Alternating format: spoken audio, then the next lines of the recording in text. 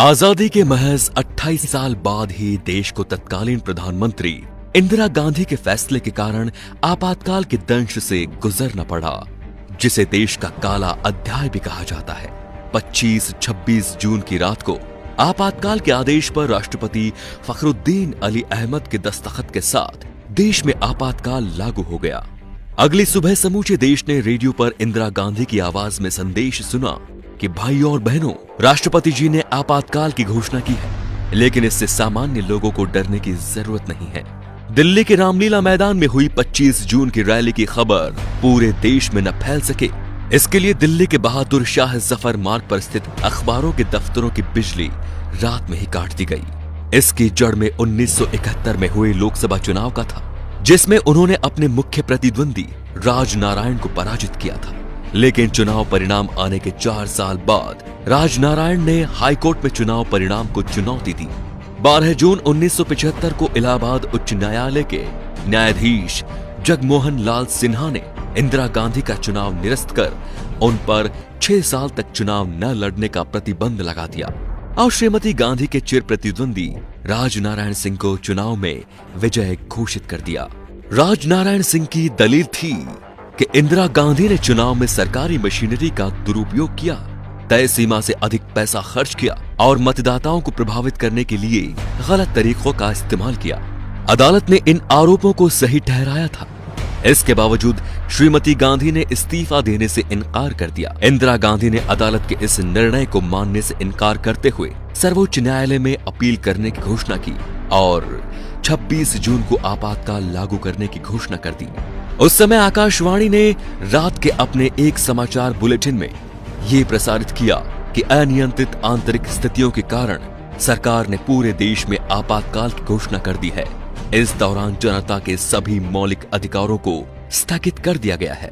सरकार विरोधी भाषणों और किसी भी प्रकार के प्रदर्शन पर पूर्ण प्रतिबंध लगा दिया गया है।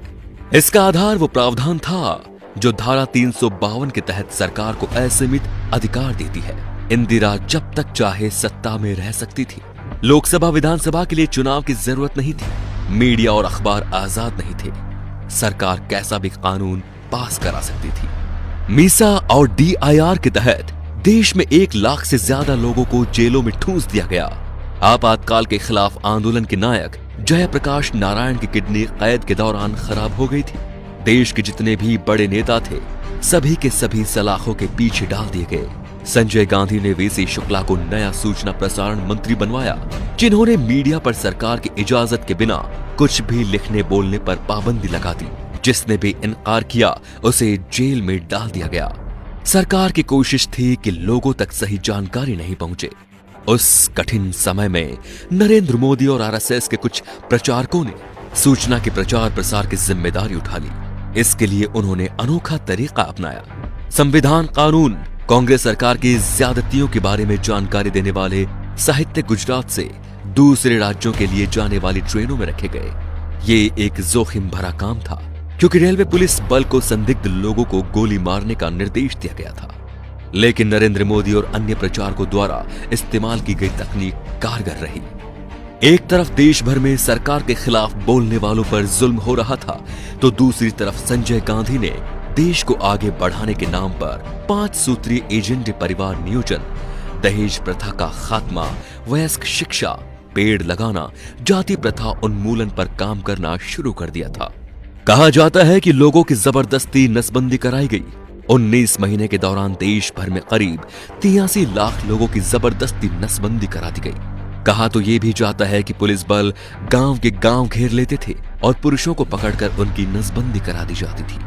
एक बार इंदिरा गांधी ने कहा था कि आपातकाल लगने पर विरोध में कुत्ते भी नहीं भौंके थे, लेकिन 19 महीनों में उन्हें गलती और लोगों के गुस्से का एहसास हो गया।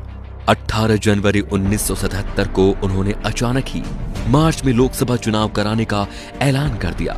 16 मार्च को हुए चुनाव में इंदिरा और संजय दोनों ही हार गए। 21 मार्च को आपातकाल खत्म हो गया, लेकिन अपने पीछे लोकतंत्र का सबसे बड़ा सबक छोड़ गया। तो दोस्तों, इंदिरा गांधी ने अपना राजनीतिक करियर बचाने के लिए इस आपातकाल की घोषणा की। इस आपातकाल का कदम क्या सही था? क्या लोकतंत्र का चौथा स्तंभ कहे जाने वाली मीडिया को जेल में डालना सही था? इन सारे सवालों को लेके आपकी क्या राय है कमेंट बॉक्स में जरूर बताएं। हमें आपका इंतजार रहेगा। और वीडियो पसंद आया हो तो लाइक कीजिए और वीडियो को शेयर जरूर कीजिए। धन्यवाद।